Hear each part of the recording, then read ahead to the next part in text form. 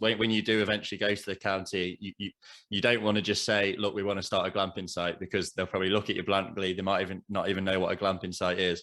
Whereas if you use the language of the ordinance, and you can point to specifics about within that definition to say, look, our development fits within that definition of, for example, a campground, then you're almost backing them into a corner where they can't deny that it does fall within the definition, right? And when for example, maybe, you know, they might have someone looking over their shoulder and saying, why have you rejected that, when it clearly fits within the definition? And you almost have to go into that meeting with more knowledge than they do about the code.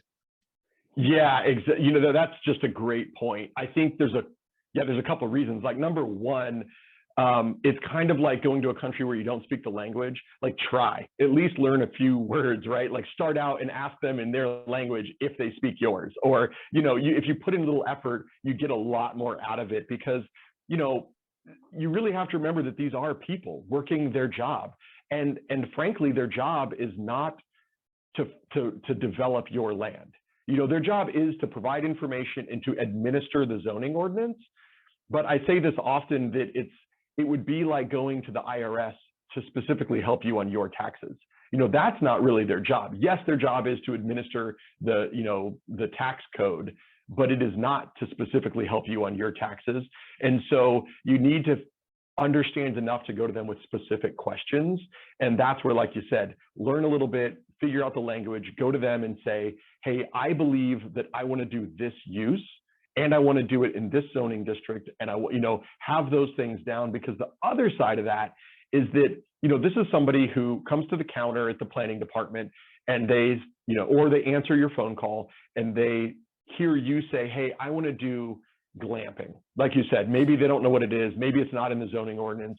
And internally, I'm sure they just sigh, because they probably have gotten similar questions all day, all week, all year, and they don't even know where to start, because they know in their mind, okay, glamping, if they have some idea of what it is, they know already there's like 5 different districts that it might fit under, depending on how you want to do it. They don't know how you want to do it. Getting to the bottom of it is going to take forever. They know that, you know, there's just so many things that they realize all at once when you ask that first question they're going to have to deal with on this call or at this counter.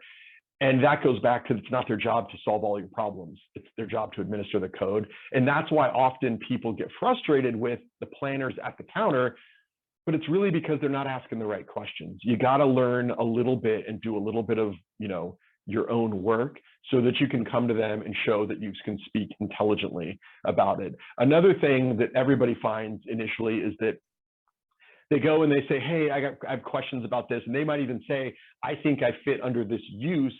You know, can I do that? And they'll say, well, give me an exact property and I'll let you know some more information.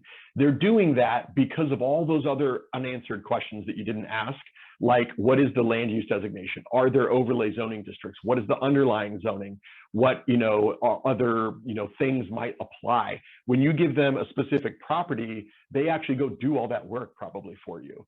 And so they don't like to talk about it unless you have a property. However, you don't have to have a property. And when you're first looking, you probably don't have a property. And so you can either pick one that may not even be for sale, but just is a property that has the characteristics that you think you're looking for, or show that planner that you understand there are these other factors. So instead of saying, I want to do a resident camp use or a guest ranch, you can go to them and say, hi, I'm looking at these zoning districts without any overlay districts, and understand that they need to fall under this general plan land use designation. And I believe what I want to do falls under this use. Is that where you typically, you know, categorize these uses? That question lets them know that you understand there are a lot of other factors. You've already looked at them. And if they tell you yes, you're not going to come back to them and say, hey, what the heck? You told me yes, but now I can't because of this overlay district, you know, and then they get yelled at even though you never asked them about overlay districts.